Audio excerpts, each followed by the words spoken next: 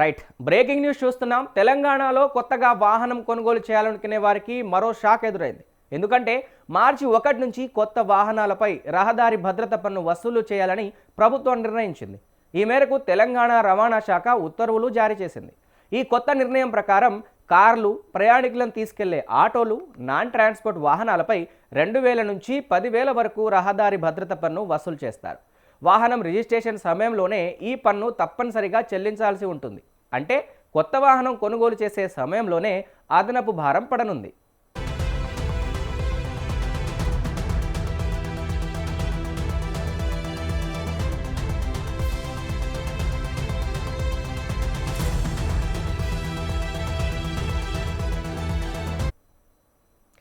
ఇప్పటికే గత ఏడాది ఆగస్టులో ప్రభుత్వం లైఫ్ ట్యాక్స్ను పెంచిన సంగతి తెలిసిందే.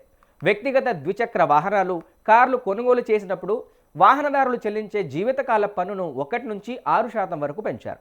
ముఖ్యంగా ఖరీదైన వాహనాలపై ఈ పెంపు ఎక్కువగా అమలైంది. అలాగే ఇతర రాష్ట్రాల్లో రిజిస్ట్రేషన్ అయ్యి కొంతకాలం తర్వాత తెలంగాణకు మార్చుకునే పాత వాహనాలపై కూడా రిజిస్ట్రేషన్ ఫీజులను పెంచారు.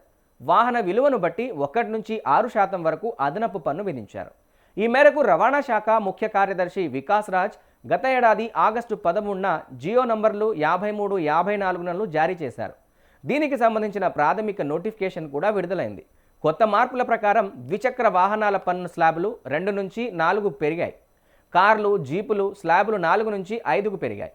ఫ్యాన్సీ నంబర్ల ఫీజులు కూడా గణనీయంగా పెంచారు.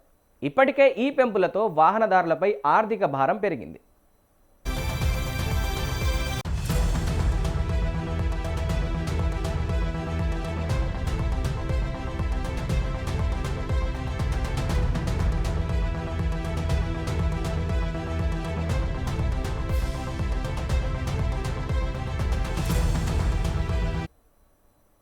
ఇక ఇప్పుడు తాజాగా రహదారి భద్రత పన్ను పేరుతో మరోసారి వసూలు ప్రారంభించడంతో సాధారణ ప్రజలు ఆందోళన వ్యక్తం చేస్తున్నారు.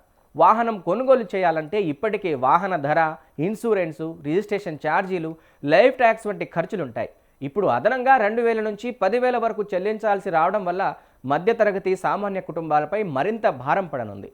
ప్రభుత్వం మాత్రం ఈ పన్ను రహదారి భద్రత చర్యల కోసం వినియోగిస్తామని చెబుతోంది. రోడ్డు ప్రమాదాలను తగ్గించేందుకు, భద్రతా చర్యలను మెరుగుపరుచుకునేందుకు ఈ నిధులు ఉపయోగపడతాయని అధికారులు పేర్కొంటున్నారు.